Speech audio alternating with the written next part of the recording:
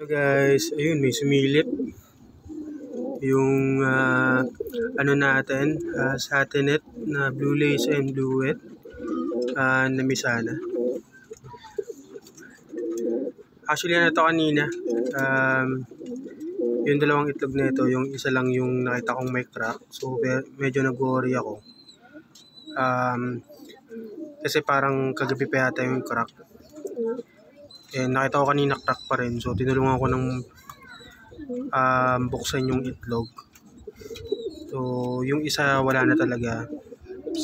Inakay na yung loob niya, buo na siya, pero mukhang 14 days pa lang namatay na yung inakay sa loob. Kasi medyo malaki pa yung dilaw ng isang itlog. So ayan, makikita nyo, nagsusubo siya. Pero sigurado ko yung inakay na hindi sa kanya yan. Dito yan. Dito yan sa kanya kasi nung galing tong dalawa, ito tsaka ito, galing yung Hagonoy, Bulacan.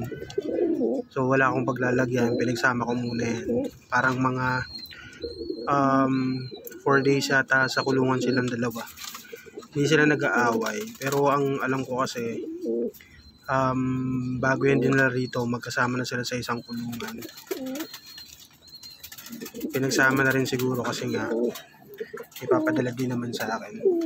So kaya nung pagdating dito siguro baka nagpares na. Kasi nung pagdating naman dito sweet na sila eh.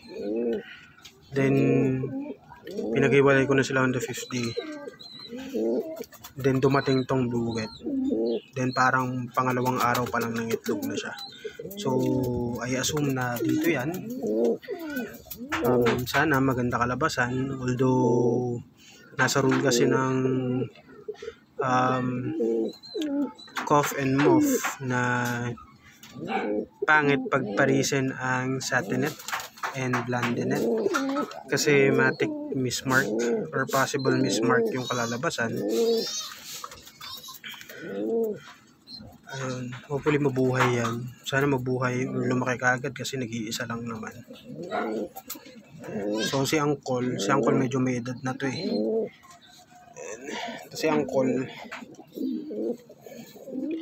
ito pinangalanan kong Barok kasi papansin yan eh.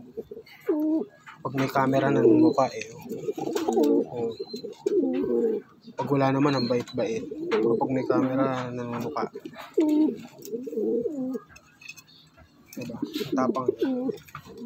So parang 1 week na to walang asawa. Bala muna siya dyan. Magsalo muna siya. Hanggang sa makahanap ako. Ang hirap kasi maghanap ng ipapares na. Kasi kailangan match eh. Kailangan blandinet din. So medyo mahal yan. Kaya mahal din yung ipapares natin sa kanya. Ang wag ka nang maingay. Ayan. Konting silip.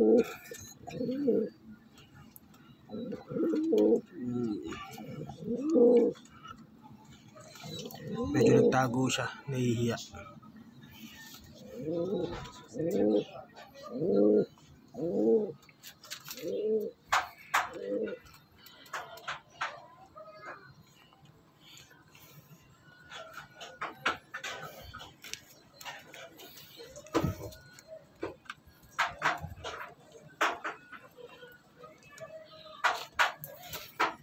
Okay guys, balitaan ko kayo ulit. Tingnan natin kung mapapalaki nila to.